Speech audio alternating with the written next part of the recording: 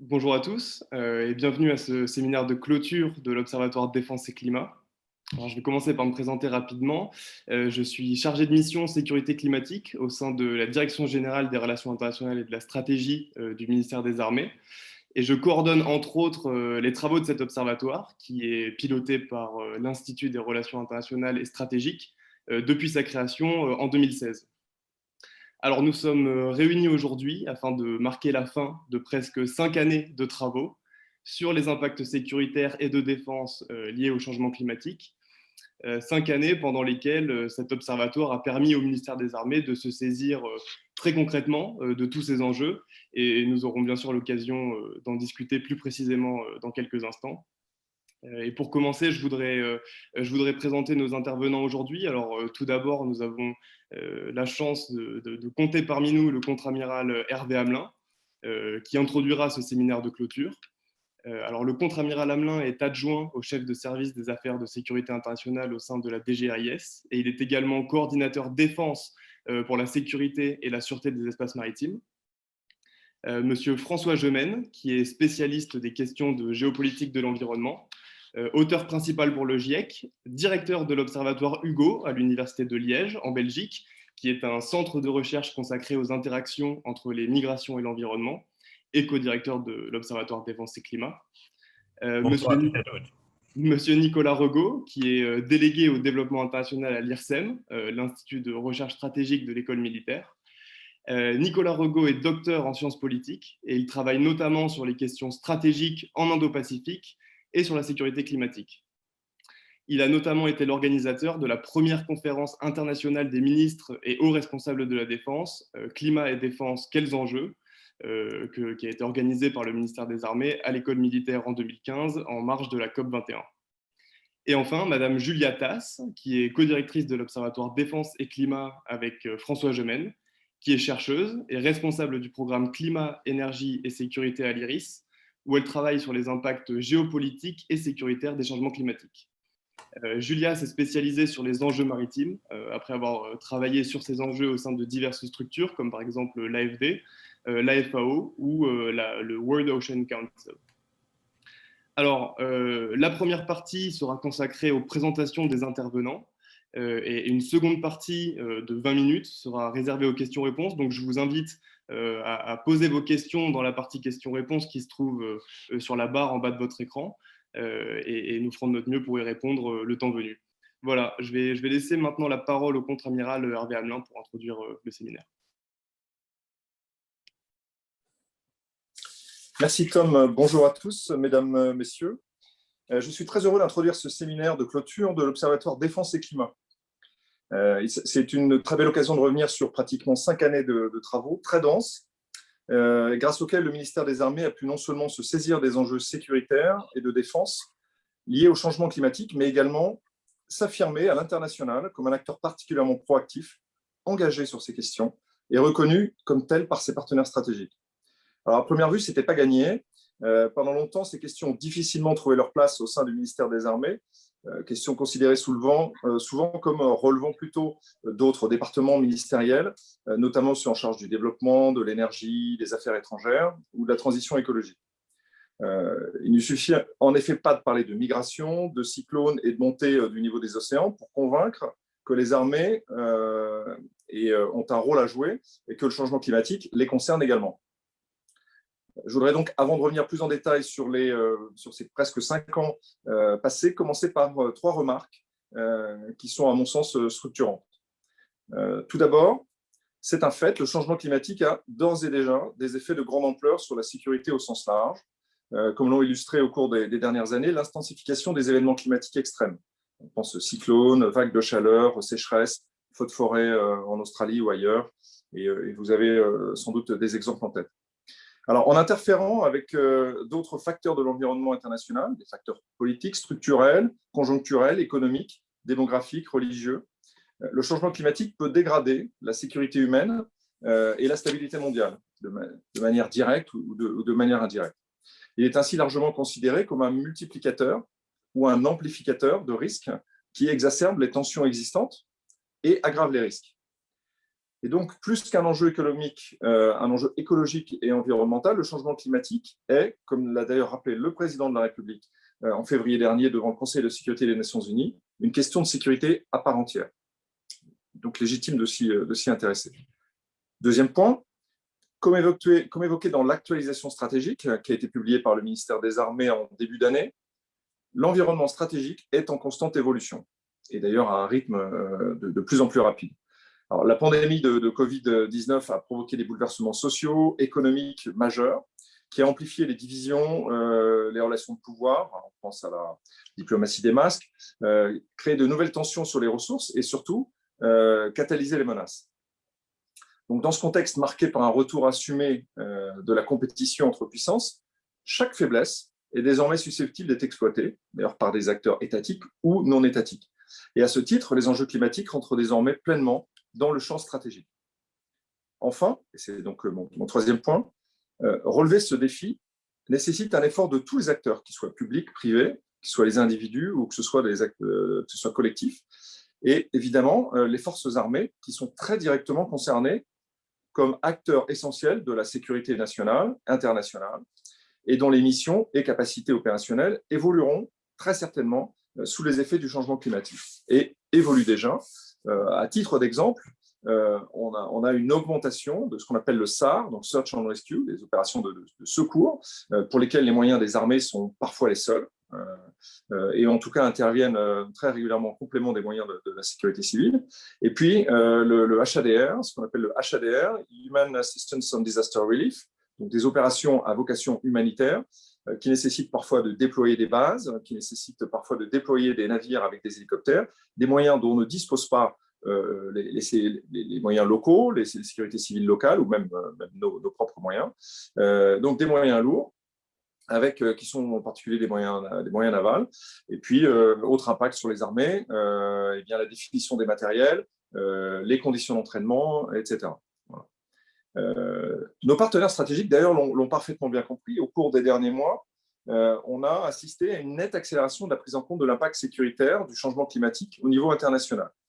Alors, vous avez par exemple la feuille de route du service d'action extérieure de l'Union européenne, le SEE, qui a été publiée en novembre 2020.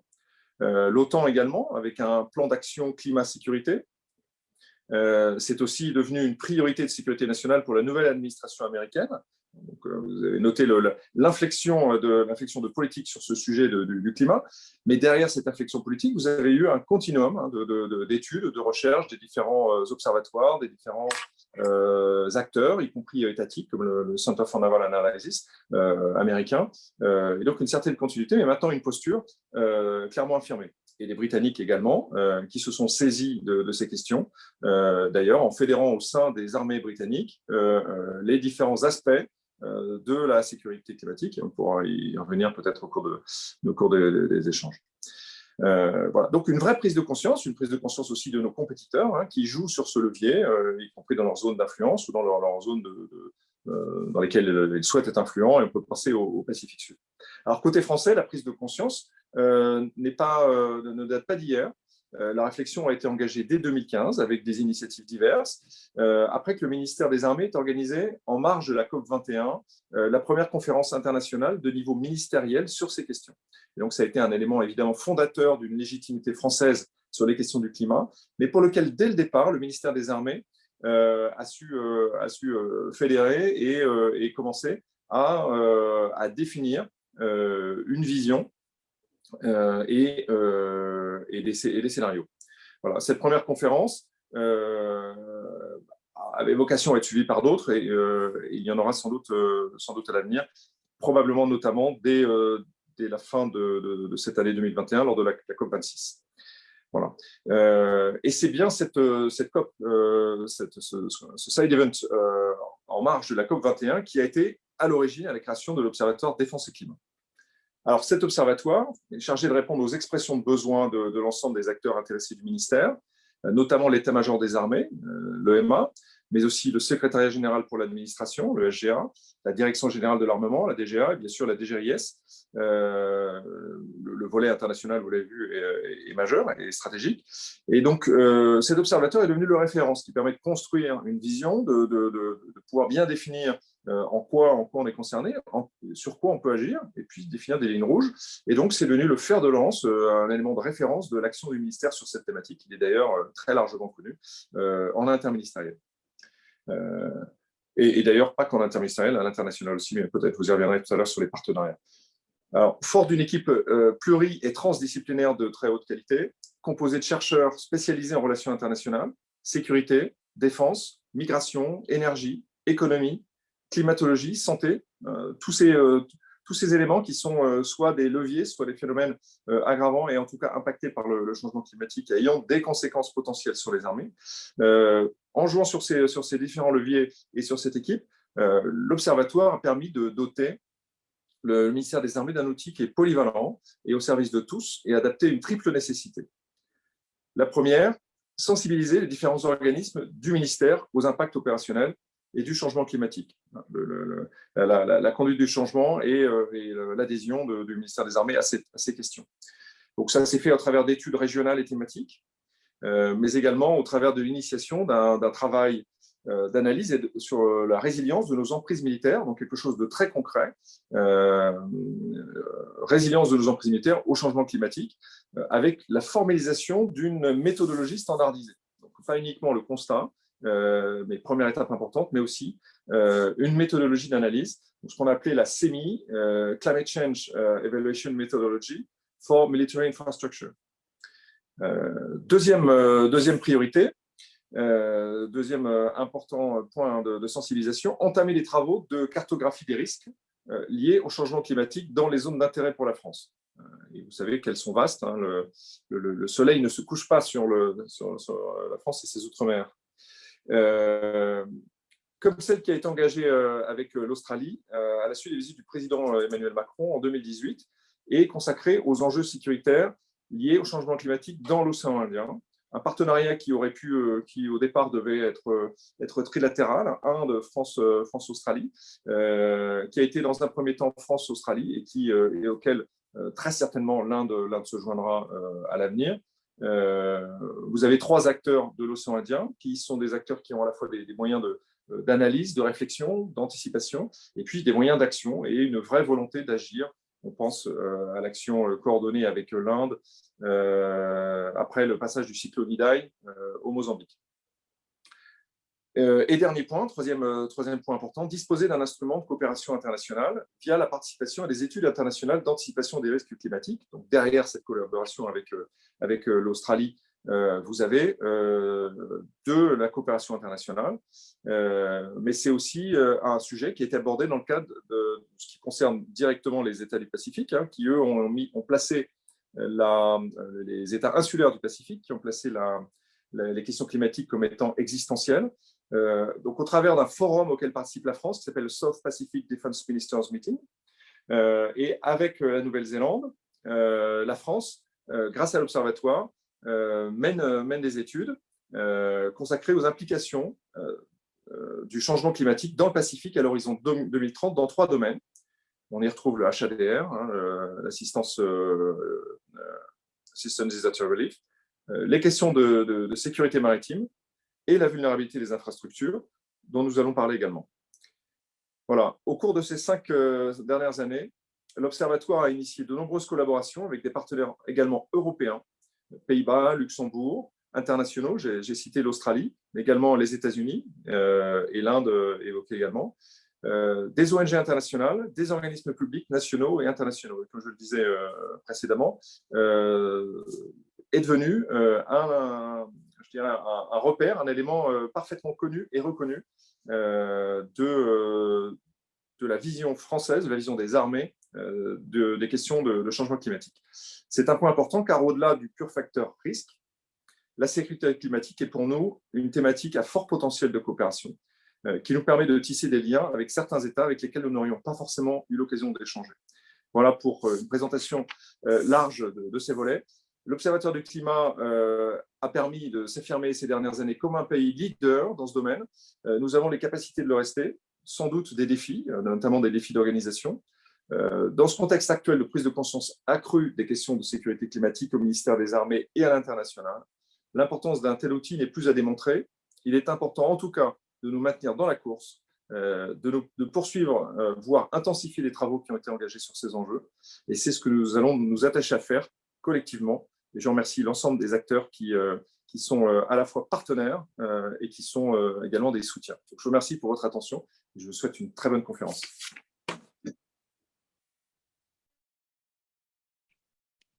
Merci beaucoup, Amiral, pour cette introduction très claire qui montre, selon moi, très bien à quel point les travaux de l'Observatoire ont été utiles pendant toutes ces années au ministère des Armées, aussi bien pour engager une prise de conscience qui devenait nécessaire et pour montrer à quel point les armées seront affectées et concernées par les enjeux liés au changement climatique. Et donc, tous ces travaux qui ont été faits par l'Observatoire, ils ont pris différentes formes au cours des 5 dernières années. Alors, il y a eu par exemple des rapports prospectifs, qu'on a appelés des rapports d'études, qui ont suivi une logique géographique et qui proposaient en fait à la fois un examen et une prévision des impacts des changements climatiques à travers par exemple l'élaboration de scénarios de crise.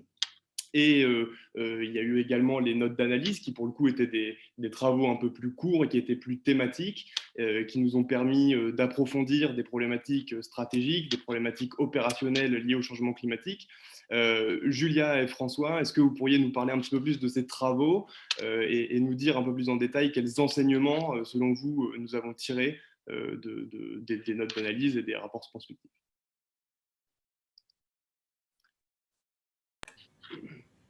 Je te laisse commencer, François, si tu veux. Oh non, d'accord, je vais bien commencer. Je dirais comme principaux enseignements, c'est sans doute que la relation entre climat et sécurité ne s'arrêtait pas à la seule question des conflits internationaux, comme c'est souvent décrit lorsque la presse ou lorsque le débat public évoque ces questions. C'est-à-dire qu'on parle toujours de potentiels conflits climatiques, de potentielles guerres du climat. Vous aurez encore sans doute vu la fuite d'un rapport préliminaire du GIEC qui était diffusé par l'agence France-Presse ce matin. Et évidemment, c'est une rhétorique qui revient souvent. Néanmoins, ce qu'on a vu dans les différents travaux de l'Observatoire, c'est qu'en réalité, la relation entre climat et sécurité était bien plus complexe, bien plus diffuse à certains égards, et surtout qu'elle connaissait des ramifications qu'une analyse simple des débats publics ne permettait pas de soupçonner. Parce qu'elle allait, par exemple, fragiliser certains États ou les politiques de certains États, et donc elle allait placer des territoires et des populations dans des situations de plus grande vulnérabilité qui potentiellement allaient à leur tour engendrer davantage de violence, qu'elle allait parfois mettre à mal la légitimité et la capacité de l'État à répondre à des demandes légitimes de sa population, notamment à pouvoir satisfaire certains besoins primaires, notamment en termes de nourriture de sa population, que potentiellement il y avait toute une série de mouvements sociaux ou de troubles à l'ordre public qui pouvaient être liés à des dérèglements climatiques, que certains mouvements violents, voire même extrémistes ou terroristes, pouvaient s'enraciner dans la crise climatique et pouvaient mettre à profit des phénomènes de raréfaction des ressources ou de tensions entre populations autour de ces ressources. On l'a vu notamment dans la région du lac Tchad.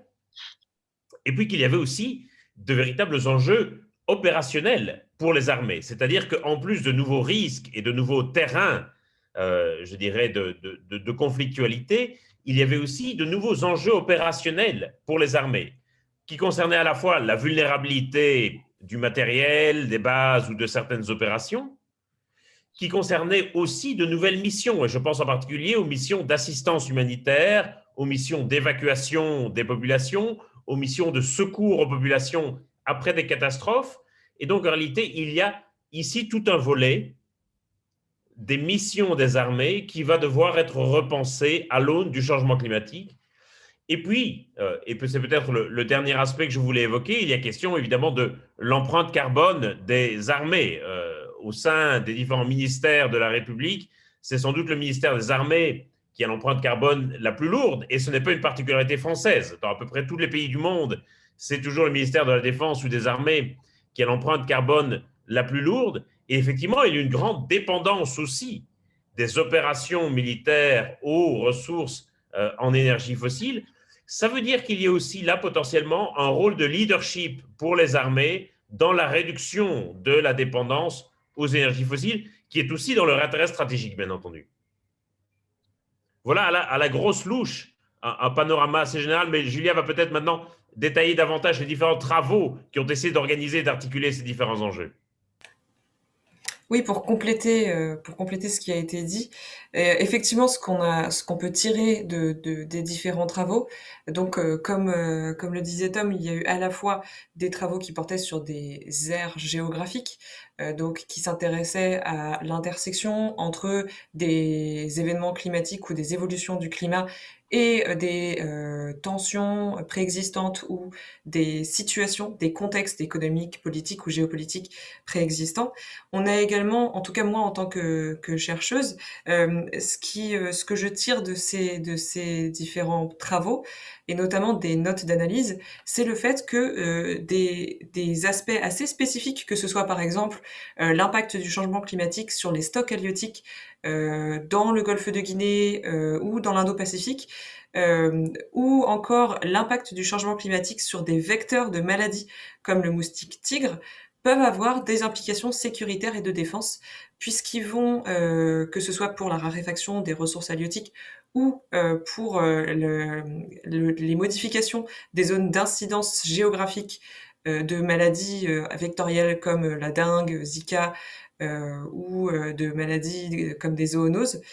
Tout ça va avoir des implications pour les armées, à la fois parce que ça va directement affecter les hommes sur place, les soldats, mais aussi parce que ça va avoir des implications en termes d'opération, peut-être des implications en termes de coopération.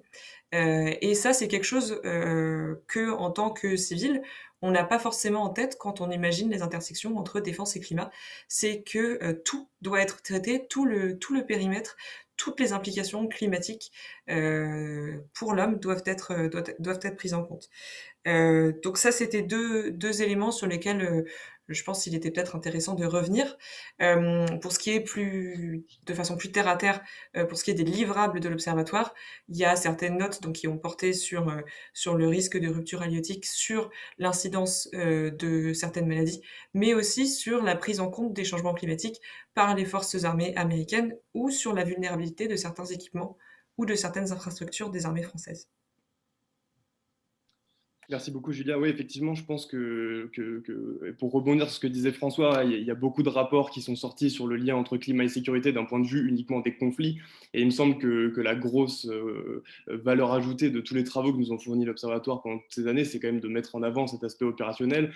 Tu as cité la note d'analyse sur les ressources halieutiques dans le golfe de Guinée, la note d'analyse sur les risques sanitaires. Et en fait, il y a un certain nombre de travaux qu'on a menés avec nos partenaires également. Je pense à l'étude SPDMM sur le Pacifique Sud, qui a été mentionné par l'amiral dans son introduction, qui reflète aussi cette volonté de mettre l'accent sur la partie opérationnelle et pas seulement la partie sécurité humaine. Et je vais peut-être laisser Nicolas en parler en tant que spécialiste de l'Indo-Pacifique et qui a suivi de très près ces travaux depuis leur initiation. Donc Nicolas, peut-être si tu veux dire un mot sur ces travaux, sur plus largement l'intérêt qu'a le ministère des Armées de promouvoir une approche française à l'international sur ces sujets, de coopérer avec d'autres États et surtout sur le rôle qu'a joué l'Observatoire pour cela. Oui, bonjour à tous. Oui, je pense que l'amiral Hamelin l'a dit, l'élément fondateur a été la conférence des ministres et des hauts responsables de défense en octobre 2015, un peu avant la COP 21. Et c'est important parce que ça a été une approche qu'on peut dire un peu top-down, c'est-à-dire le plus haut niveau politique qui permet de donner une impulsion et donc de lancer un certain nombre de choses. Alors, à l'époque, je dirais, les esprits n'étaient pas forcément prêts au sein des armées pour s'approprier le sujet. Et donc, dans le communiqué du ministre, qui a été pour nous une feuille de route, que nous avons préparée dans ce sens-là, il y avait un accent sur la recherche stratégique.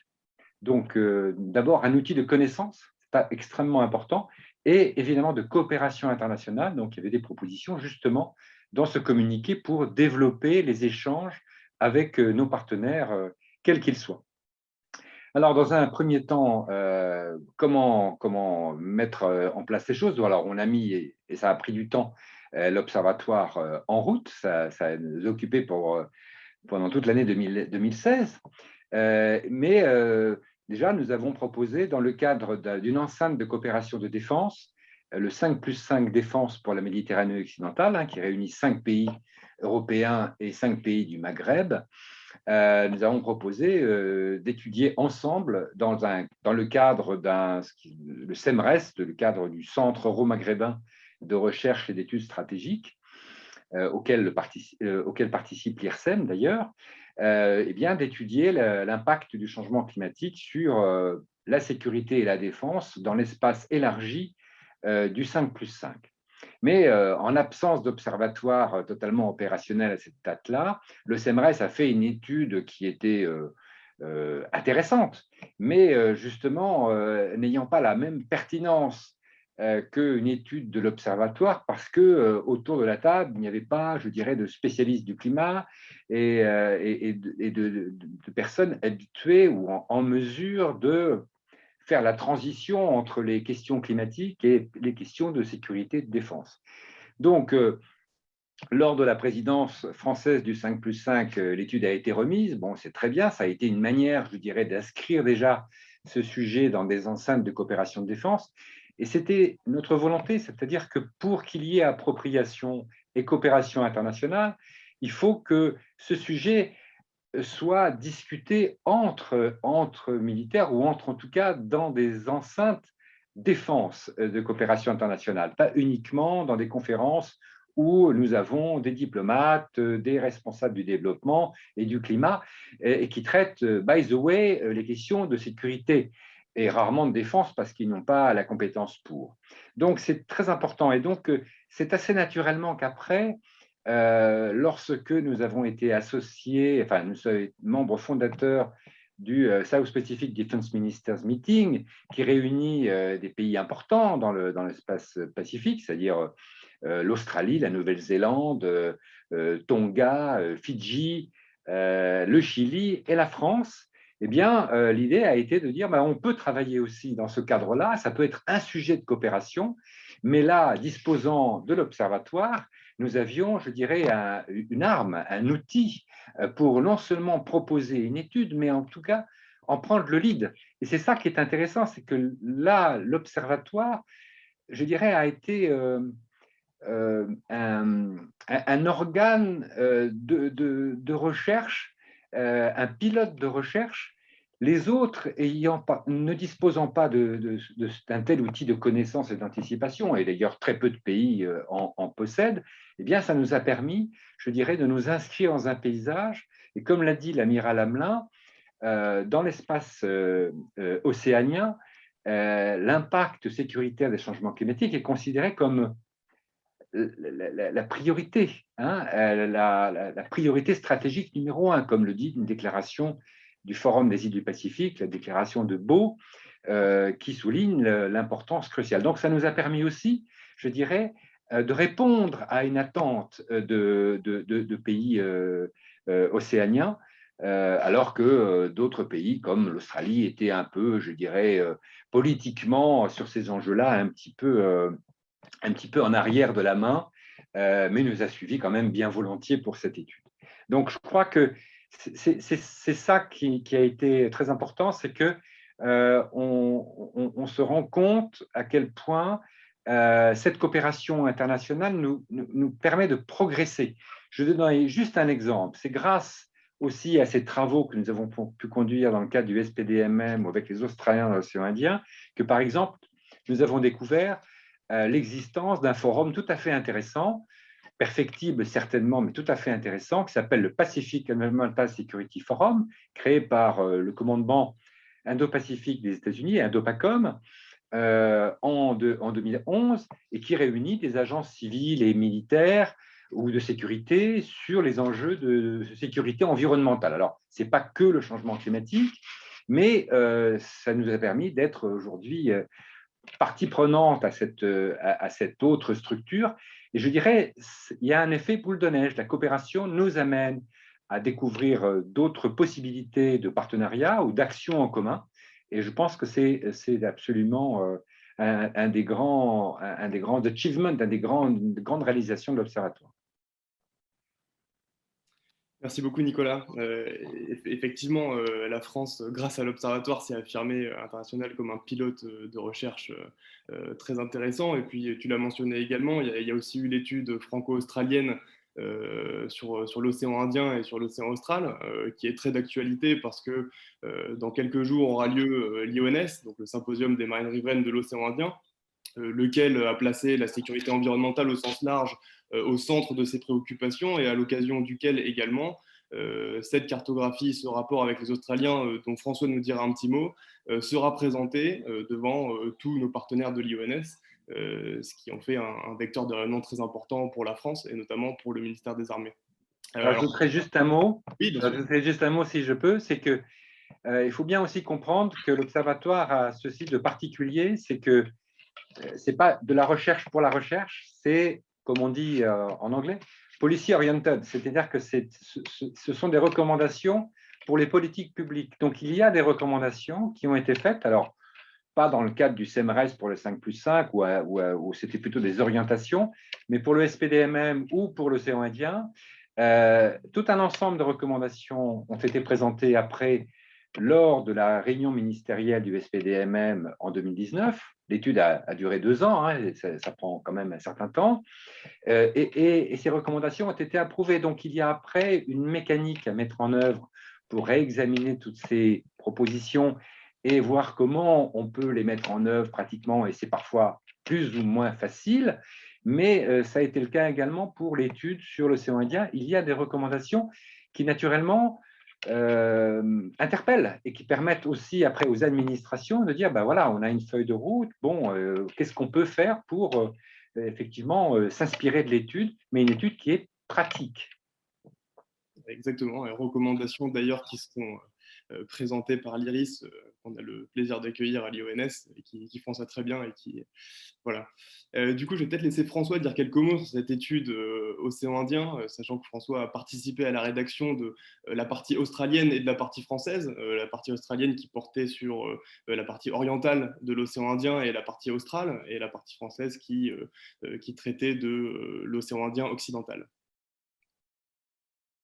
Tout à fait, merci Tom. Effectivement, c'est un important travail que nous avons engagé avec nos partenaires australiens, mais aussi avec nos partenaires indiens, et qui vise véritablement à pouvoir développer une cartographie des risques liés au changement climatique pour la sécurité dans l'océan Indien. Je dirais qu'un des problèmes, en quelque sorte, de l'océan Indien, c'est d'abord que c'est une des zones du monde où le changement climatique est le plus rapide. Par exemple, la hausse du niveau des mers est 4 fois plus rapide dans l'océan Indien que la moyenne au niveau global.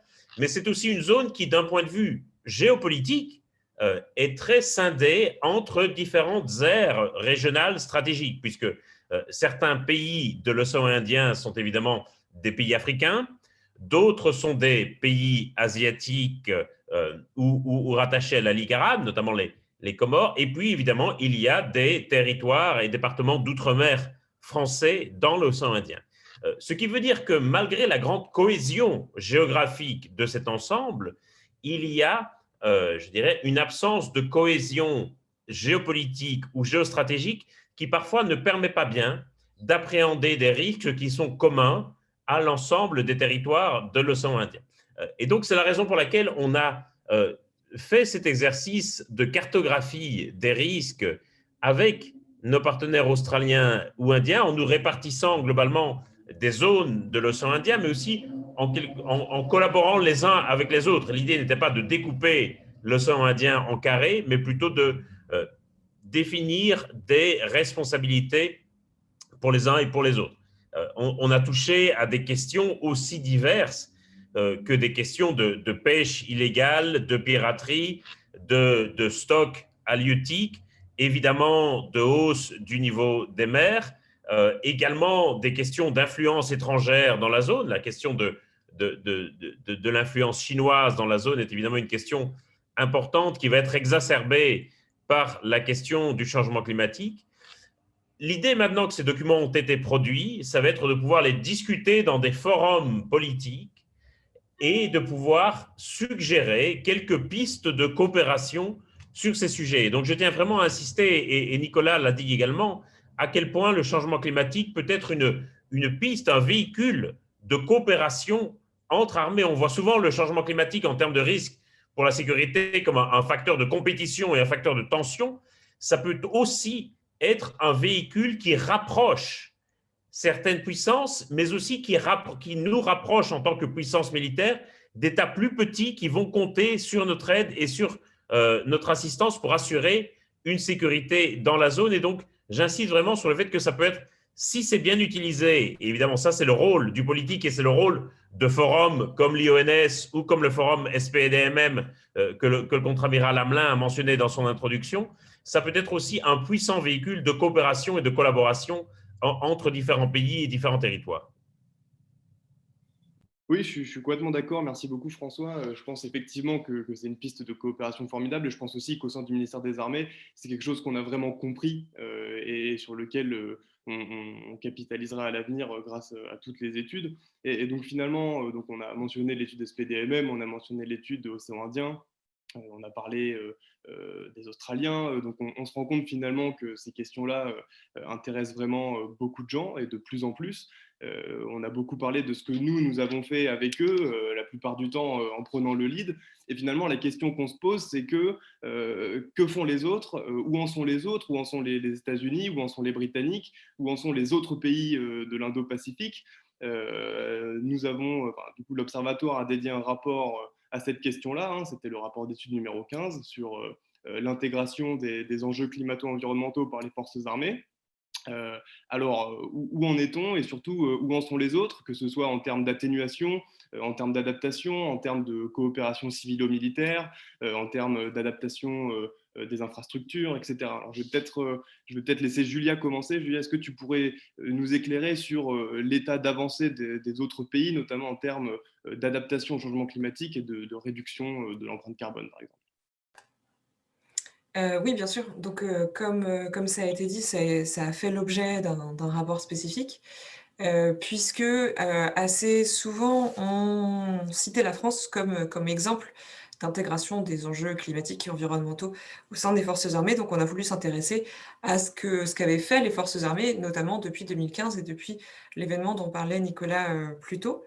Donc si on parle d'atténuation, donc l'atténuation en langage climatique, ça veut dire réduire son empreinte carbone, réduire les émissions de gaz à effet de serre de manière à ne pas, participer à exacerber le changement climatique. De ce point de vue-là, ça c'est un défi pour les armées, que ce soit l'armée française ou les armées étrangères, puisque, il y a une très forte dépendance, aux carburants fossiles, qui offrent quand même une capacité énergétique qu'on trouve pas, aujourd'hui dans beaucoup d'autres sources d'énergie. Donc si les armées se sont intéressées à une certaine forme d'atténuation, ça a surtout été par ce qu'on appelle la résilience énergétique. Donc au cœur de ce concept, il y a le fait d'être le plus autonome possible énergétiquement. Ça peut passer par des carburants fossiles, mais ça peut aussi passer par des sources d'énergie qui sont beaucoup moins carbonées comme des sources d'énergie renouvelables, donc solaires, ou éoliennes. Donc très souvent finalement, l'atténuation au sein des armées, s'est faite par cette comme co-bénéfice de cette résilience énergétique. Il y a certaines armées comme, l'armée, des États-Unis ou les Britanniques qui, ont mis en place des bilans carbone et surtout qui les ont publiés parce que nous on se base sur des données publiques. Donc il y a peut-être des armées qui ont des bilans carbone mais qui ne publient pas les résultats. L'armée américaine et l'armée britannique le font. Et puis, il y a aussi toute une démarche de réduction des émissions de gaz à effet de serre à travers l'efficacité énergétique. Donc, ça va revenir à garder le même effet militaire, les mêmes, effets, les mêmes, résultats en consommant moins ou en consommant différemment.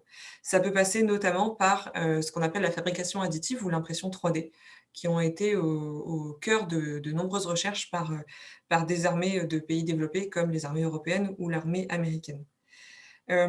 Pour répondre, à ton second point sur l'adaptation, Là, c'est quelque chose qui est beaucoup plus évident, entre guillemets, puisque on subit déjà les effets du changement climatique. Alors, sur le territoire métropolitain, ça va être, ou en Europe, par exemple, ça va être des canicules qu'on ressent de plus en plus. À l'étranger, notamment aux États-Unis, ces effets des changements climatiques sont déjà très fortement présents pour les armées comme pour les populations civiles. Ça va passer par des événements climatiques extrêmes, des submersions marines, des feux de forêt aux alentours de certaines bases américaines. Donc, les armées se sont emparées de ce thème de la vulnérabilité, dont on reparlera peut-être plus tard, et d'adaptation, de fait, au changement climatique, de manière beaucoup plus rapide. Donc, ça veut dire qu'il y a certaines armées qui sont notamment dans des pays qui font face à des sécheresses régulières, qui entraînent leurs soldats à opérer dans un milieu très sec, donc avec une efficacité hydrique entre guillemets très, très forte. Ça va être des travaux pour la production d'eau ou d'énergie de façon autonome. Ça peut aussi être l'adaptation des infrastructures à des fortes chaleurs, à des vagues de chaleur, à des événements climatiques extrêmes, à la montée du niveau des eaux. L'adaptation des équipements également, puisque ce sont des équipements qui vont devoir continuer à être opérationnels dans des conditions dégradées, des tempêtes de sable, beaucoup plus d'humidité ou beaucoup plus de chaleur. Et enfin, ça va aussi être dans la doctrine ou dans les équipements, dans les entraînements. Donc de façon bien plus large, de façon bien plus transversale, une adaptation au niveau de la doctrine même. Puisqu'il va falloir changer parfois la façon dont on envisage une opération ou dont on dimensionne les moyens pour s'adapter au changement climatique, que ce soit en termes de mission comme en termes de logistique. Merci beaucoup, Julien. J'ai noté que tu avais mentionné les enjeux de l'entraînement dans des conditions dégradées. Il me semble qu'on a parlé auparavant de sécurité maritime un petit peu avec François, avec Nicolas et l'amiral l'a mentionné également. Je pense que François, si tu pouvais nous dire peut-être un mot sur les enjeux de la coopération civilo-militaire, notamment en termes d'opérations HADR, parce que le changement climatique aura un impact sur la multiplication, voire l'intensification des événements climatiques extrêmes. Et donc, il y a des enjeux parce que les forces armées, pour le moment, sont dimensionnées, enfin, peuvent être dimensionnées pour répondre correctement à ces catastrophes-là, mais peut-être que dans le futur, elles ne le seront plus. Et donc, forcément, il y a un enjeu de coordination avec les forces civiles, et c'est quelque chose de très important aussi. Absolument, on l'a dit, à l'avenir, les armées, et c'est déjà le cas aujourd'hui dans une large mesure, les armées seront de plus en plus amenées à mener des opérations humanitaires, notamment liées aux catastrophes qui seront induites par le changement climatique. Si je prends la seule année 2020, par exemple, plus de 30 millions de personnes ont été déplacées à la suite de catastrophes naturelles. Et la très grande majorité de ces catastrophes étaient des catastrophes dites d'origine hydroclimatique, c'est-à-dire des catastrophes liées à des facteurs qui seront amplifiés par le changement climatique. On parle ici de tempêtes, d'ouragans, d'inondations ou de sécheresses. Pour donner un ordre de grandeur, 30 millions de personnes déplacées en 2020, c'est 3 fois plus que le nombre de personnes déplacées par des conflits et par des violences. Il est certain que par rapport à ces déplacements de population, par rapport aux populations sinistrées, les armées de plus en plus vont être mobilisées pour évacuer les populations, pour apporter secours et parfois pour reconstruire et permettre aux populations de rentrer chez elles. Et c'est dans ce cadre, évidemment, qu'il faut développer de plus en plus des coopérations avec la sécurité civile, c'est-à-dire avec différentes ONG, différentes agences humanitaires, soit au sein de l'ONU, soit hors de l'ONU, également des agences de protection civile sur place, de manière à essayer de maximiser l'utilisation des moyens, d'optimiser les activités et aussi parfois tout simplement de ne pas se marcher sur les pieds, si vous m'autorisez à employer cette expression un peu triviale. Dans le cadre de l'Union européenne, par exemple, il y a un mécanisme, notamment d'entraînement, qui prévoit spécifiquement quelles sont les responsabilités de chacun. Et on sait que dans des contextes d'urgence où il faut réagir très très vite, la question de la coordination est essentielle, que chacun soit dans son rôle, que chacun sache ce qu'il a à faire et sur qui il peut compter pour prendre en charge tel ou tel aspect de l'opération. Et donc, à l'avenir, et c'est déjà un mouvement qui est en cours, il faudra développer de plus en plus de coopération civilo-militaire, ça passera aussi par de plus en plus de formation et d'entraînement commun pour que notre réaction soit la plus optimisée possible face à un nombre de catastrophes qui, malheureusement, sera amené à se multiplier sous l'effet du changement climatique. Merci François. Je pense que c'est un sujet qui intéresse et sur lequel on reviendra pendant la période de questions-réponses. J'ai vu qu'il y avait plusieurs questions sur le sujet. En attendant, on a dressé un petit peu le panorama opérationnel, adaptation, atténuation, coopération civilo-militaire. Peut-être qu'on pourrait parler un petit peu plus du politique et de la façon dont ces enjeux sont de plus en plus pris en compte à l'international par les administrations américaines, britanniques et au sein des organisations internationales. Peut-être, Nicolas, tu pourrais nous en dire un mot? Oui, avec grand plaisir. Ce qu'il faut bien comprendre, c'est que les États-Unis sur ce sujet de la sécurité climatique, été en pointe pendant très très longtemps. Donc, dès les années 90, même depuis le début des années 90, même sinon même la fin des années 80, il y a eu des études sur les impacts en matière de sécurité du changement climatique, et il y a eu tout un ensemble de travaux, de réflexions très liés au Patagone sur cela. Donc, ce leadership américain, ce leadership intellectuel, cette avance conceptuelle américaine est tout à fait évidente et incontestable, pendant qu'il ne se passait presque rien. Et même en France, il a fallu attendre, je dirais, le rapport de l'IRIS, justement, de 2014, pour la première fois, pour le compte du CICDE, pour avoir une étude un peu lourde et qui, surtout, pointait du doigt les conséquences sur les missions des armées. Et comme l'a dit François, c'est bien beau de parler, je dirais, de toutes les misères sécuritaires liées au changement climatique, mais pour parler aux armées, il faut leur parler de leur métier, il faut leur parler de leur mission, il faut rentrer dans les sujets opérationnels ou de soutien opérationnel. Et là, à ce moment-là, ça peut coller, ça peut matcher, on se fait comprendre, on a un langage commun. Donc, les Américains ont eu cette avance pendant très longtemps, même du temps aussi de l'administration Obama. Et puis, il y a eu naturellement un grand trou, un grand vide, relatif, parce que tout ne s'est pas arrêté non plus avec la période Trump. Ce que l'on note depuis quelques années, c'est après, je dirais, une certaine stagnation internationale, mis à part le cas français, qui a été quand même assez remarquable et remarqué, c'est qu'il y a depuis peu, je ne vais pas commencer à parler en termes de mois ou d'années, mais une effervescence. C'est-à-dire que lorsque, mais j'avais proposé à l'Union européenne d'organiser une conférence sur climat-défense qui a eu lieu en 2019, en juin 2019, eh bien, il a été décidé, dommage, de l'orienter plutôt sur les enjeux de sécurité et non pas tellement de défense. Donc, la défense a été un peu le parent pauvre et en fait, tout ça a été un peu du vent. Donc, à l'UE, il ne se passait pas grand-chose, mis à part, je dirais, des discours, des réflexions, oui, peut-être. Et à l'OTAN, c'était guère mieux. C'est-à-dire qu'à l'OTAN, ces aspects climatiques étaient considérés comme peu opérationnels. Et donc, les travaux de l'OTAN étaient concentrés sur les biocarburants ou la sécurité énergétique. Et la messe était dite.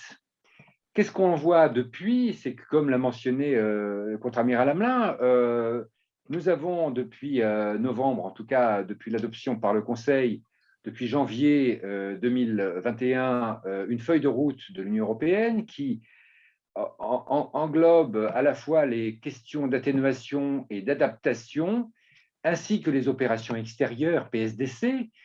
Donc, c'est une feuille de route du SEAE et de la Commission, soutenue par l'AED, l'Agence européenne de défense. Donc, on a quelque chose qui ressemble justement à un vrai plan d'action, et on ne peut plus faire le reproche à l'UE de s'être endormi. Et quant à l'OTAN, eh bien, c'est encore mieux, je dirais, parce qu'on est passé de presque rien à un plan d'action qui a beaucoup de tenue. puisque, pour faire court, hein, il s'agit, dans ce plan d'action adopté le 14 juin dernier, de s'engager dans des études régulières pour sensibiliser l'ensemble de la communauté de défense sur les évolutions du contexte stratégique liées au changement climatique, ses impacts sur les installations, sur les moyens, sur les missions des armées, les opérations. Un autre axe d'effort sur l'impact de ces études sur les travaux de planification, encore une fois sur les questions de normes environnementales ou les normes militaires, en matière d'innovation. Voilà, donc il y aura des travaux de réflexion, mais aussi des travaux qui après vont être opérationnalisés.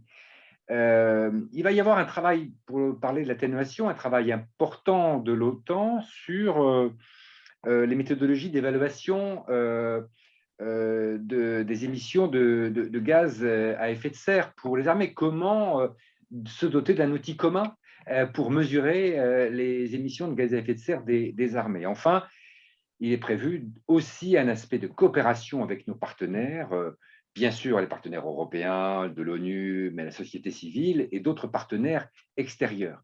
Donc, je trouve qu'il se passe quand même énormément de choses. Il y a un très grand dynamisme. C'est pour ça que contre-amiral Allemagne a eu raison de souligner aussi qu'il y a aussi un enjeu pour la France, parce que nous avons longtemps été plutôt en avance, parce que l'Observatoire a été un outil de connaissance, d'anticipation, de coopération, et donc cet outil était assez unique et reste assez unique au niveau international, parce que fortement intégré au ministère des Armées. Et ça, c'est donc une force très forte. Il y a d'autres centres de recherche en Grande-Bretagne, en Allemagne, aux États-Unis, pas beaucoup d'autres ailleurs, mais ils ne sont pas forcément intégrés et appropriés par les armées. Donc, je trouve que là, ça soulève tout un ensemble d'enjeux pour nous sur, comme ça a été signalé, sur la gouvernance, le pilotage de ces travaux de réflexion, mais aussi d'action, pour que les différents silos au sein de toute structure administrative d'une telle importance que les armées, eh bien, disparaissent progressivement, travaillent de concert et qu'il y ait un véritable pilotage de la politique de changement. Merci Nicolas. Oui, effectivement, toutes ces grandes organisations internationales qui auparavant ne faisaient pas grand-chose ou très peu, ou qui étaient seulement intéressées par les aspects sécurité et pas défense, font désormais des choses très intéressantes et qui sont très ambitieuses, hein, que ce soit d'ailleurs le plan d'action défense et climat de l'UE ou le plan d'action de l'OTAN mentionnent tous les deux les risques pour les infrastructures militaires. Alors il y a très peu d'États en fait qui s'intéressent à cette problématique et qui ont mis sur pied une méthodologie d'analyse de la vulnérabilité de leurs emprises militaires. Et encore une fois, la France se place en tête de file parce que nous avons capitalisé sur une étude que nous avions initiée sur une base en Afrique de l'Ouest. Et puis à partir de cette étude-là, nous avons réalisé, enfin l'Observatoire a réalisé une méthodologie standardisée destinée à être utilisée par le ministère des Armées et destinée aussi à être transmise potentiellement à nos partenaires, parce que je rappelle quand même qu'il s'agit d'une des recommandations du rapport SPDMM. Donc c'est quelque chose qui va très fortement intéresser nos partenaires dans l'Indo-Pacifique, qui sont particulièrement menacés par la montée des eaux et donc dont les infrastructures navales sont particulièrement menacées. Et donc, Julia, est-ce que tu pourrais prendre un petit temps pour nous parler de notre méthodologie et puis peut-être nous expliquer ce qu'elle a de différent avec celles qui ont déjà été faites, notamment par les Américains et les Britanniques, qui sont les plus avancés, je dirais, pour le moment sur ce sujet-là. Oui, pour ce qui est en tout cas de celles qui sont rendues publiques, puisqu'on ne sait pas Bien sûr. quelles armées travaillent sur quels aspects du changement climatique sans que ce soit rendu public.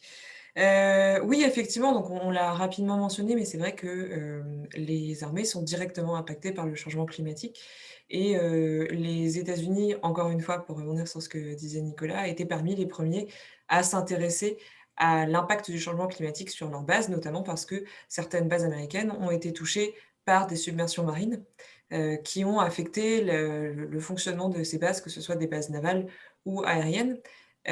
Donc très vite, ont été mises au point des méthodologies qui s'inspiraient souvent de méthodologies civiles, puisque il y a beaucoup d'infrastructures touristiques ou d'infrastructures critiques dans le civil qui estiment, elles aussi, qui cherchent à évaluer la vulnérabilité de leurs équipements et de leurs infrastructures au changement climatique. Donc nous, on s'est basé à la fois sur ces méthodologies civiles, dont François pourrait également parler, et puis les méthodologies développées par des partenaires stratégiques tels que les États-Unis ou les Britanniques. Donc la méthode américaine, si je devais la résumer, je dirais qu'elle est très quantitative. Elle se base sur l'agrégation de données, et notamment par des cartes ou des modèles de données climatiques et de données logistiques, de données cartographiques et géographiques. Donc en fait, ils vont superposer la carte d'une base, par exemple, d'une emprise, de certains points stratégiques de cette emprise, de données topographiques, etc., avec un modèle climatique, et puis ils vont calculer à partir de ça la vulnérabilité de certains points stratégiques, que ce soit le stockage ou encore de carburant, de munitions, d'équipements, ou encore la base en elle-même, avec toute la partie stratégique et puis les habitations. Ce qu'on peut reprocher, je dirais, à cette méthodologie, qui est très pratique, hein, puisqu'ils vont donner en fait un logiciel au gestionnaire de base qui va pouvoir directement mettre en pratique cette méthodologie-là. Ce qu'on pourrait lui reprocher, c'est elle ne considère que l'emprise en elle-même, et finalement, elle s'intéresse très peu à l'expérience des personnes sur place, à ce qui a déjà pu se passer, et au milieu dans lequel la base est implantée. Les Britanniques, à contrario, eux, ils vont faire beaucoup de qualitatif, c'est-à-dire qu'ils vont réunir les personnes clés au sein d'une emprise, et ils vont leur demander de réfléchir ensemble à ce qu'ils considèrent comme les risques les plus importants pour le fonctionnement de l'emprise et pour le bon déroulé des missions critiques et des missions de cette emprise. Donc nous, on a pris à la fois les enseignements et le meilleur de ces différentes méthodologies, et puis des méthodologies civiles, et notamment des méthodologies d'évaluation de la vulnérabilité pour des écosystèmes ou pour des services écosystémiques. Par exemple, il y a des méthodologies qui s'intéressent à la façon dont les impacts du changement climatique vont affecter certains pêcheurs, parce que les ressources halieutiques vont disparaître. Donc ils s'intéressent aux interactions entre les pêcheurs, la façon dont les pêcheurs dépendent de l'écosystème, et puis l'écosystème en lui-même et la façon dont il va être affecté par le changement climatique. Nous, on a réuni un peu tous ces aspects-là dans la méthodologie dont parlait l'amiral tout à l'heure, pour essayer de mettre au point une méthodologie qui soit à la fois systématique, donc qui puisse s'appliquer à toutes les emprises françaises ou les emprises des partenaires stratégiques de la France, qui soit qualitative comme la méthodologie britannique, quantitative comme la méthodologie américaine quand c'est possible, souvent pour ce qui est de données climatiques, et puis systémique dans le sens où on ne va pas seulement considérer l'emprise en elle-même et la vulnérabilité de l'emprise, donc des infrastructures, des voies de communication essentielles, etc.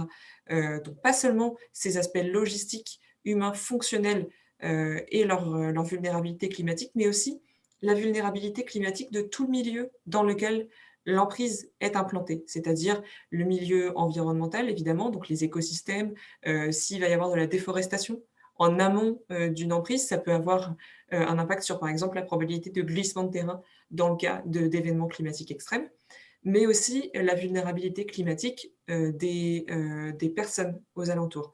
Donc ça peut, si par exemple l'emprise est située près d'un milieu urbain, on va essayer de prendre en compte les risques pour les personnes, les populations qui y vivent, de manière à ce que les gestionnaires d'une emprise puissent avoir un aperçu de la vulnérabilité de l'infrastructure, mais aussi de l'environnement dans lequel il se trouve, immédiat, et qui pourrait avoir un impact sur le fonctionnement de cette emprise. Pour finir peut-être sur cette méthodologie-là, donc qu'on va aussi utiliser, comme vous le disiez, comme un pont entre les différents, entre les armées et puis avec les partenaires stratégiques de la France. Ce qu'on cherche vraiment à comprendre, c'est l'impact du changement climatique sur les missions, les fonctions de l'emprise. Et donc, on va venir vraiment regarder à la fin, finalement, le résultat de cette évaluation, ça va être quelles missions, quelles fonctions vont être affectées par le changement climatique, à quelles échéances et de quelle manière. Et on propose des potentiels d'adaptation, c'est-à-dire sans cibler spécifiquement qu'est-ce qu'il faut faire et quand, on va pouvoir dire si telle mission ou telle fonction peuvent continuer à opérer de la même manière malgré des conditions dégradées, ou si au contraire il va falloir s'y intéresser de manière rapide, s'il faut que ça constitue des priorités pour le ministère des Armées, parce que, par exemple, les entraînements, on peut mettre des climatisations dans les bâtiments, mais ça reste très difficile de continuer à organiser des entraînements si le milieu est très chaud et très humide, tout simplement parce que les hommes ne peuvent pas opérer dans ces conditions-là et ne peuvent pas continuer à s'entraîner dans ces conditions-là. Donc il va falloir adapter les entraînements et de manière assez rapide en les organisant à des temps différents, à des saisons différentes, à des heures différentes ou dans des conditions différentes. Je ne sais pas si j'ai répondu à ta question, Tom, dans son intégralité. Je pense que c'était assez clair. Peut-être que cela soulèvera d'ailleurs certaines questions. Merci beaucoup, Julien. En tout cas, je vous propose d'ailleurs qu'on passe désormais aux questions-réponses. J'ai vu qu'il y avait plusieurs questions déjà.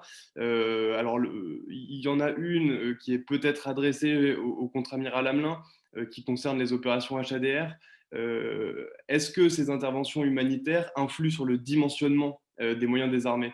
Alors peut-être que la question, c'est est-ce qu'à l'avenir, le fait qu'il y ait une multiplication des événements climatiques extrêmes est un impact sur les moyens qui sont alloués à ces opérations-là? Oui, merci Tom, et merci pour cette question. Alors effectivement, c'est la problématique, c'est est-ce que finalement, on va être obligé de dédier des moyens spécifiques à des évolutions et à des conditions qui sont liées au climat. Alors la réponse, elle est un petit peu, c'est un peu une réponse de Normand, hein, je suis Normand. En réalité, les moyens des armées ne sont pas dédiés à ces missions-là. Ils ont été conçus pour leurs opérations, mais il se trouve qu'ils ont en général une valeur duale. Et c'est bien à ce titre qu'ils sont employés. Vous avez des exemples, vous avez eu le tsunami en Indonésie. Alors là, ce n'est pas climatique, c'est lié plutôt à la catastrophe naturelle sismique, mais on rejoint les mêmes effets. Hein. Cette intervention, eh bien, elle nécessite d'arriver dans un endroit où vous n'avez plus d'infrastructure. Et dès lors que vous n'avez plus d'infrastructure, vous êtes obligé, eh bien, très souvent, d'utiliser les moyens aériens. Et ces moyens aériens, ils sont contraints. Quand on peut poser un Hercule, un A400 sur une piste, on a un moyen assez rapide de déployer, qui est plus rapide d'ailleurs qu'un porte-hélicoptère d'assaut, de déployer des médecins, déployer de la nourriture, etc. Mais quand vous n'avez pas cette possibilité, l'accès se fait par la mer. Donc, vous voyez que dans les deux cas, vous avez des avions militaires. Si la piste est courte, si la piste est longue, vous pouvez utiliser des avions plus larges. Alors, est-ce qu'il faut redimensionner, que ce soit en quantité ou en qualité? Certainement non. Les armées restent dédiées pour leur mission et vous savez que les moyens sont quand même relativement comptés. Par contre, ça nécessite d'abord un effort d'anticipation, c'est-à-dire que si on peut anticiper ces phénomènes, eh bien, on va pouvoir agir avec des moyens moins contraints, donc pouvoir avoir un peu plus de temps. Et ça, c'est ce qu'on cherche à gagner avec l'anticipation et puis prévenir évidemment les populations. Et puis après, eh bien, ça dépend un petit peu de la zone dans laquelle vous êtes. Je parlais tout à l'heure de l'intervention au Mozambique. On avait la chance d'avoir un porte-hélicoptère d'assaut qui était en océan Indien. Les Indiens n'étaient pas très loin non plus, ont rallié la zone, le porte-hélicoptère d'assaut a pu rallier la zone, et donc on a pu mettre des moyens très conséquents. Quand vous ne les avez pas, que les délais sont contraints, bien vous devez faire avec ce que vous avez. Et c'est toute la difficulté de ces opérations. Mais il n'est pas, on n'est pas actuellement, on reste dans une logique qu'on appelle la logique des 4 I, hein, qui est la contribution des armées à des opérations qui ont vocation à être faites, conduites théoriquement par les civils, les actions de la sécurité civile, etc. Quand on parle d'incendie, voilà. Mais vous avez constaté comme moi que de plus en plus, les armées sont sollicitées parce que ces moyens civils sont saturés. Et donc, mais ça restera la logique du complément. Hein. Quand les moyens civils sont soit inexistants, soit indisponibles, ou soit, alors j'ai plus les autres ou inadaptés à la situation.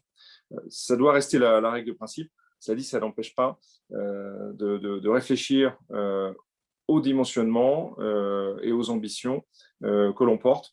Mais par contre, ce n'est pas l'objectif de créer des moyens dédiés. Hein. C'est bien les moyens qui sont à définition opérationnelle, qui ont un usage dual. Un hélicoptère, vous savez, qu'il soit militaire ou pas militaire, il peut aller d'un point A à un point B et transporter des personnes. Voilà. Donc on est bien dans cette dualité, mais pas dans la finalité.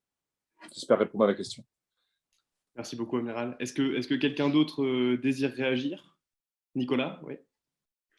Oui, je crois que c'est très important de souligner que le ministère de la Défense, le ministère des Armées, pardon, n'est pas la seule partie prenante dans ce genre d'affaires en cas d'événements climatiques extrêmes sur le territoire national ou à l'étranger.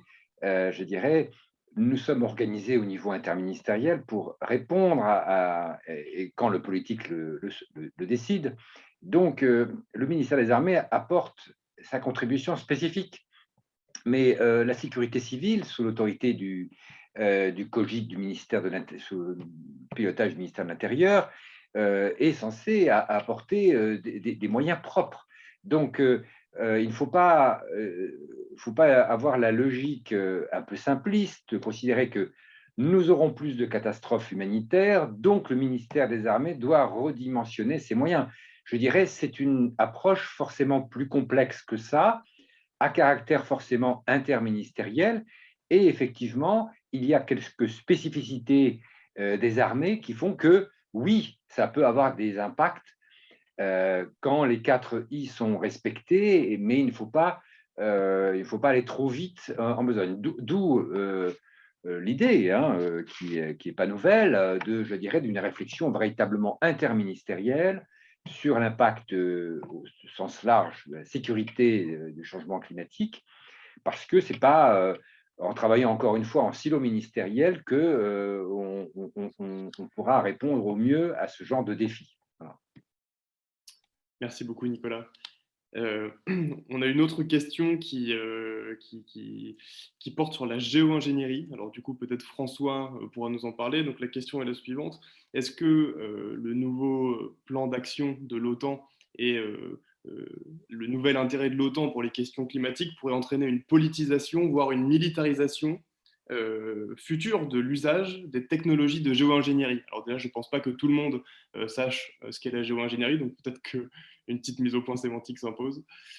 Oui, bien sûr. Alors, il est effectivement important, Tom, je crois, de commencer par définir ce qu'on appelle géo-ingénierie, et effectivement, on met souvent derrière ce label des techniques d'ingénierie qui sont souvent assez différentes les unes des autres. Le label, l'étiquette désigne en général toutes les techniques de manipulation artificielle du climat. C'est quelque chose qui existe depuis assez longtemps en réalité.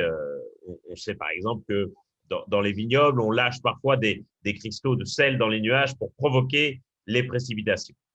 Ici, on parle évidemment de manipulation du climat à plus grande échelle, et derrière ces techniques, on trouve en général 2 grandes familles. Une première famille de techniques qui cherche à retirer du carbone de l'atmosphère, et donc à retirer artificiellement du carbone de l'atmosphère, ce qui pourrait faciliter l'atteinte des objectifs de l'accord de Paris, notamment s'il s'agit de passer à des émissions négatives, il faudra retirer du carbone de l'atmosphère. Et on vise aussi une autre famille de techniques qui vise à refroidir la température sur Terre et donc, quelque part, à limiter les impacts du changement climatique. Évidemment, ces 2 techniques visent des buts différents, mais sont néanmoins classifiées sous la même étiquette de géo-ingénierie. Alors, bien entendu, ces techniques posent des questions très importantes. Elles posent d'abord des questions pratiques tout à fait importantes. Est-ce qu'on maîtrise suffisamment de ces techniques? Est-ce qu'on maîtrise d'éventuels effets secondaires qu'elles pourraient entraîner? Elle pose bien sûr des questions éthiques et philosophiques importantes. Avons-nous le droit de nous improviser démiurges et de manipuler artificiellement le climat? Certains répondront qu'il n'en est pas question et que ce serait une grave faute morale. D'autres diront qu'après tout, le changement climatique est déjà une forme de manipulation artificielle du climat et qu'il n'y a pas de raison qu'on ne puisse pas le manipuler dans l'autre sens. Et puis, elle pose aussi des questions importantes de gouvernance. Parce qu'à l'heure actuelle, comme la question le rappelle, il n'y a pas de cadre légal international pour définir qui a le droit de mettre en place telle ou telle mesure de géo-ingénierie. Or, on constate aujourd'hui que toute une série d'expérimentations sont déjà réalisées, à la fois par des pouvoirs publics, mais également dans les laboratoires privés, et que toute une série de milliardaires bien connus financent déjà aujourd'hui une série d'expériences de géo-ingénierie. Et toute la difficulté de la gouvernance, évidemment, est que dès lors qu'on met en place un cadre international qui encadre cette géo-ingénierie, ça veut dire qu'on répond en quelque sorte aux questions précédentes et qu'on valide les questions précédentes. Le risque, en ne mettant pas en place un cadre de géo-ingénierie, c'est que n'importe qui pourrait demain décider de manipuler artificiellement le climat. Et donc, c'est vraiment une question qui soulève d'énormes enjeux en matière de sécurité climatique. Et effectivement, comme le pose la personne qui pose la question le souligne, l'OTAN se saisit de plus en plus de ces questions de sécurité climatique. Pas encore pour l'heure de géo-ingénierie. À mon sens, c'est une question qui doit être traitée au sein de l'ONU et qui doit s'accompagner d'une véritable réflexion éthique.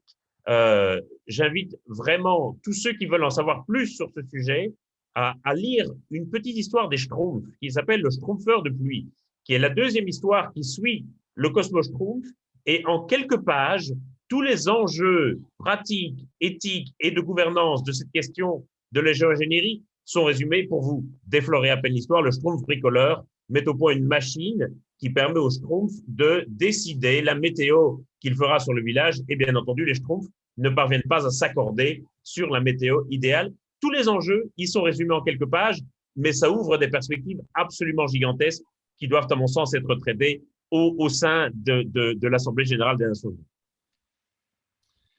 Merci beaucoup, François, d'avoir schtroumpfé cette question. Je pense que c'était très clair.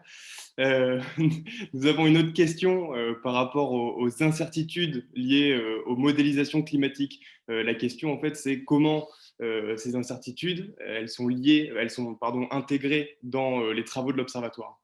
Alors là, peut-être Julia, tu peux t'exprimer. Je peux commencer et puis François complétera. Oui, oui, bien sûr, il y a des incertitudes, que ce soit, en termes climatiques au sein des modèles. Ces incertitudes sont d'ailleurs souvent chiffrées au sein des modèles, climatiques, et puis il y a des incertitudes surtout quant à l'évolution, humaine d'une zone. En fait, dans les 2 cas, ce qu'on va venir faire nous, c'est, essayer de trouver les points chauds, c'est-à-dire sur une zone, quels peuvent être à la fois les facteurs de risque en matière de climat, en matière d'économie, si ça allait par exemple, ça peut être l'agriculture, la pêche ou, certains secteurs tertiaires du type, tourisme.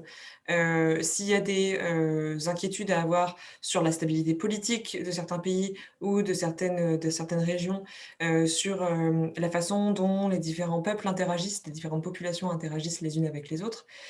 Donc on va jamais, en tant que chercheur, venir dire avec certitude qu'une zone, un lieu, une population, une ville vont être, avoir des potentiels chrysogènes. On va juste mettre en lumière ces différents éléments, les uns après les autres, et ensuite ça permettra, ça permettra au ministère des Armées notamment, en fonction des événements et puis, au fur et à mesure que la situation va évoluer, de se projeter, d'anticiper certaines crises. François, si tu veux revenir notamment sur les incertitudes, scientifiques au niveau du climat, même si elles sont, toujours très fortes, il y en a quand même beaucoup qui, s'amenuisent avec le temps, de façon d'ailleurs assez triste puisque, même si le rapport du GIEC n'est pas encore sorti, on sait, qu'il va, confirmer, certains faits qui auparavant qui restaient parfois incertains. Et donc, je dirais que même s'il reste des incertitudes, d'un point de vue scientifique, c'est inévitable d'avoir des incertitudes. D'un point de vue politique, il faut, les prendre en considération, mais ne pas s'y arrêter parce que sinon, en fait, on va attendre que, ce qu'on redoute arrive, pour agir, et la réaction n'est évidemment pas le but de l'observatoire. Le but, c'est l'anticipation et justement pas la réaction. Est-ce que quelqu'un veut compléter? Je pense que c'était assez clair. Je propose qu'on passe à une autre question. Alors déjà, j'interromps 5 minutes parce que je vois quelqu'un qui dit: pouvez-vous nous montrer cette cartographie? Alors je présume qu'il s'agit soit de la cartographie franco-australienne, soit de l'étude SPDMM. Alors du coup, j'en profite pour rappeler que ce sont des rapports qui sont non protégés, non classifiés et qui sont donc disponibles et sur le site de l'IRIS et sur le site du ministère des Armées. Donc il vous suffit de taper le nom dans votre barre de recherche Google et vous devriez pouvoir y avoir accès. Alors, il y a une autre question sur la stratégie française pour le pourtour méditerranéen concernant ces questions. Alors, je peux y répondre moi-même, il n'y a pas de stratégie dédiée pour cette partie du monde. Néanmoins, il y a plusieurs études qui ont été faites. Il me semble, donc, Nicolas a mentionné l'étude 5+5 qui a été réalisée avant la création de l'Observatoire, mais il y a aussi eu un rapport sur l'Afrique du Nord. Alors, peut-être François ou Julia, vous voulez en parler rapidement? Oui, oui, très rapidement, simplement pour dire qu'effectivement, le travail de l'Observatoire s'est organisé largement par zone d'études géographiques et qu'il y a effectivement un rapport spécifique qui porte sur l'Afrique du Nord et sur le pourtour méditerranéen, qui sera évidemment une zone très affectée par les impacts du changement climatique, et évidemment une zone aussi d'intérêt stratégique pour la France. C'était un des premiers rapports que nous avons produits. Merci beaucoup. Et puis peut-être pour dire que la Méditerranée, comme l'Arctique, fait partie des zones qui vont être touchées le plus directement et le plus rapidement par les changements climatiques. Et aujourd'hui, c'est une zone qui s'est réchauffée plus vite que la moyenne mondiale, qui, je le rappelle, a pris 1,1 degré depuis le début des relevés. Donc quand on parle de plus 1,5, on est déjà bien en route. Et en Méditerranée, je crois qu'on est arrivé à 1,2. 1,3, François, tu me contrediras si c'est le cas. Mais en tout cas, la Méditerranée est effectivement un lieu qu'il faut continuer à étudier avec attention puisque c'est un lieu qui cristallise beaucoup de choses d'un point de vue climatique comme d'un point de vue géopolitique. Merci Julia pour ce complément. Euh, on a encore le temps, je pense, pour une ou deux questions avant de conclure. Donc, nous avons une question de Monsieur Éric Brun, qui travaille au ministère de la Transition écologique et qui nous pose la question suivante. Vous êtes-vous fixé une valeur de réchauffement global et un horizon temporel pour identifier et évaluer les mesures d'adaptation à mettre en place dans les armées? Est-ce que quelqu'un veut réagir? Oui, alors on a travaillé avec différents scénarios. En termes d'horizon temporel, on s'est généralement fixé comme année de référence 2030 et 2050, donc un scénario à 10 ans et un scénario à 30 ans. Et on a essayé de travailler à partir des différents scénarios du GIEC et donc à partir de différentes valeurs de réchauffement. Et donc on n'a pas, je dirais, un scénario de base, mais on a plusieurs types de scénarios en fonction du niveau de réchauffement et à différents horizons temporels. Merci beaucoup, François.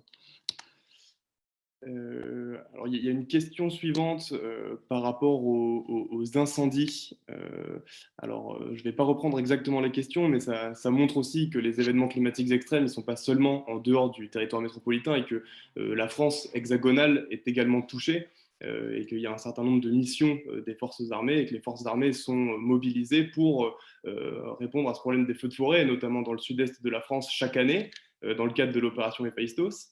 Est-ce que Amiral ou Nicolas, vous voulez en dire un mot si vous avez quelque chose à rajouter?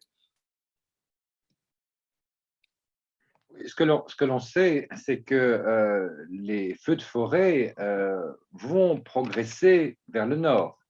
Donc, cela, naturellement, va peser sur les moyens de la sécurité civile et, le cas échéant, aussi sur la mission temporaire Héphaïstos qui se déclenche de manière saisonnière au moment où les feux sont les plus importants. Donc, oui, bien sûr, il y a aussi un mécanisme européen, je dirais, d'entraide, heureusement, qui permet parfois à la France d'envoyer ses moyens à l'étranger et parfois aussi d'avoir le soutien de moyens européens. Je pense qu'il faut aussi, dans cette réflexion sur les événements climatiques de cette nature sur le territoire européen, ne pas avoir uniquement une réflexion nationale. Il faut avoir une approche plus haute aussi, même si naturellement l'échelon le plus légitime, celui qui à l'égard duquel la population a des attentes légitimes, c'est l'échelon national, l'échelon de l'État, et il ne faut pas esquiver cette responsabilité, mais il y a des mécanismes d'entraide au niveau européen, et il y a aussi une réflexion à avoir au niveau européen. Alors peut-être existe-t-elle et que je ne suis pas du tout au courant, mais je ne suis pas certain. Jusqu'à présent, je n'ai pas encore trouvé d'éléments d'information probants sur des réflexions tant au niveau national et encore moins au niveau européen sur comment répondre à ces enjeux de sécurité civile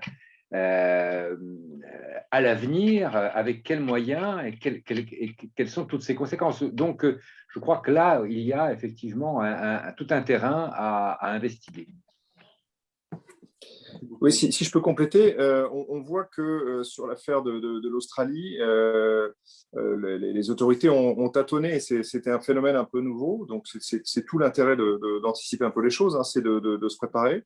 On a eu une action de la marine, on a eu des diverses actions. Sur la question précise des feux, on voit bien que le rôle majeur, il va être plutôt un rôle d'évacuation, c'est-à-dire dès lors qu'on a besoin de moyens lourds, et puis éventuellement des rôles de tranchées. Mais comme le disait Nicolas, ça pose plus largement la question des mécanismes. Et cette réflexion des mécanismes qui va dans cette logique d'adaptation des armées et pas forcément toujours une logique de moyens, mais parfois une simple logique d'organisation. Et on a conduit post-Irma une réflexion assez poussée avec les Pays-Bas et la Grande-Bretagne dans l'organisation dans les Caraïbes pour savoir comment est-ce qu'on s'organise. C'est d'un côté d'abord l'anticipation comme toujours, ensuite avoir une organisation qui est robuste dans laquelle vous avez une capacité de commandement, et donc là aussi les armées, quand on parle de capacité de commandement, ça parle, c'est quelque chose qu'on sait faire, qu'on sait mettre en place, un chef, des moyens, une mission, et puis également après une répartition des rôles intelligente en fonction des moyens qui sont disponibles. Et donc, comme le disait Nicolas, la réponse, elle n'est pas forcément uniquement nationale, mais c'est avoir adapté une présence, avoir adapté une coopération, avoir adapté un entraînement pour le jour où ça se produit, eh bien, répondre avec les moyens les plus appropriés, si possible en coopération, parce que dans tous les cas, et on voit bien que la tendance, et c'est là où c'est important, la tendance, elle est à l'accroissement de ces phénomènes, et donc il va falloir les prendre en compte de plus en plus ensemble, parce que les moyens nationaux seront assez vite dépassés, hein, ils le sont dépassés dans des petits États, mais on voit que des plus grands États le sont aussi. Donc cette organisation et ces mécanismes constituent vraiment un pôle de réflexion, et c'est pour ça que c'est assez satisfaisant de voir que nos partenaires y réfléchissent aussi, puisque c'est bien ensemble qu'on va pouvoir avancer sur des mécanismes et des solutions qui nous aideront à traiter le mieux possible ces événements inéluctables. Merci beaucoup, Amiral. Je pense qu'on arrive au terme de cette partie questions-réponses. Donc avant que l'on se quitte, je voudrais dire un petit mot. Il me revient donc de conclure ce séminaire qui aura été très riche de partage de connaissances et d'expériences sur ce sujet de la sécurité climatique. Alors, je voudrais tout d'abord, avant que l'on se quitte, exprimer mes remerciements à tous les intervenants qui ont permis d'alimenter des discussions très riches et je pense de dresser un panorama très clair de tous les travaux majeurs de l'Observatoire, tout en nous éclairant sur les évolutions du contexte politico-stratégique international plus global autour de ces questions et surtout de la place de la France dans tout ça. Et il me semble que c'était très important et très intéressant. Plus largement, j'aimerais remercier toute l'équipe scientifique de l'IRIS qui, pendant ces 5 années, on l'a vu, nous a fourni tous les outils nécessaires pour mieux comprendre ces risques sécuritaires et de défense liés au changement climatique, ce qui ouvre la voie pour nous, pour le ministère des Armées, à une intégration accrue de ces enjeux, aussi bien dans notre réflexion stratégique et dans nos documents de doctrine dans le futur que dans nos travaux opérationnels, on l'a vu avec la méthodologie d'analyse de la vulnérabilité des infrastructures. Alors merci beaucoup à tous pour votre travail, c'est un plaisir de travailler avec vous. Et ce que nous avons pu constater finalement au fil des interventions, c'est que à travers tous ces travaux, d'importants efforts ont été engagés pour développer la prise de conscience, alors au niveau interne MINARM, au niveau national, au niveau international, en bilatéral avec les Australiens, les Indiens au sein de forums internationaux. Et ce que je voudrais dire tout de même, c'est que ceux qui restent à convaincre, et ça a été évoqué, restent encore très nombreux.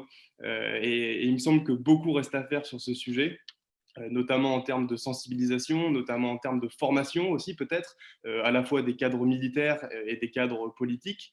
Et la prise de conscience aujourd'hui reste encore trop imparfaite. Et c'est la raison, je pense, pour laquelle la recherche stratégique est aujourd'hui si importante pour le ministère des Armées, et en particulier sur ces questions. Euh, euh, on l'a dit également, grâce à l'Observatoire, nous avons pris une avance considérable qui serait très dommage de perdre dans ce contexte de prise de conscience accrue.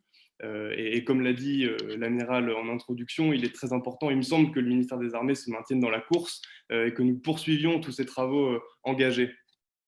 Alors, comme le disait Antoine de Saint-Exupéry, pour ce qui est de l'avenir, il ne s'agit pas de le prévoir, mais de le rendre possible. Et c'est la raison pour laquelle, et je finirai là-dessus, c'est avec une joie non dissimulée que j'ai le plaisir de vous annoncer qu'un nouveau cycle de recherche sur cette thématique de la sécurité climatique sera lancé par la DGIS, et ce, dès le début de l'année 2022. Voilà, je vous remercie tous pour votre attention, et je vous dis donc à très bientôt. Peut-être un petit mot avant de conclure, puisque c'est une conférence de clôture. De mon côté, je voudrais remercier, tous les contributeurs de l'observatoire depuis le début. Remercier aussi Bastien Lex qui a été, co-directeur pendant de longues années de cet observatoire, et puis les contributeurs à la fois chercheurs associés à l'IRIS, à la FRS et dans d'autres institutions de recherche qui nous ont permis de traiter de tous ces sujets, pour lesquels évidemment on aurait été, très insuffisant avec, les quelques chercheurs de l'IRIS, et puis François, puisqu'on a, des expertises très diverses, mais qui ne couvrent évidemment pas tous les champs d'expertise qu'on a pu mobiliser au cours des années précédentes. Voilà, merci au ministère, des Armées évidemment pour sa confiance, et puis merci à tous les contributeurs et à tous les chercheurs qui ont participé à ces études. Et merci à toi, Julia, pour cette codirection. Merci aussi de ma part à tous les personnels du ministère pour leur soutien à cet observatoire pendant les 5 dernières années. Je pense qu'on a fait du bon travail. Merci, bonne soirée. Beaucoup, bonne soirée à tous. Bonne soirée.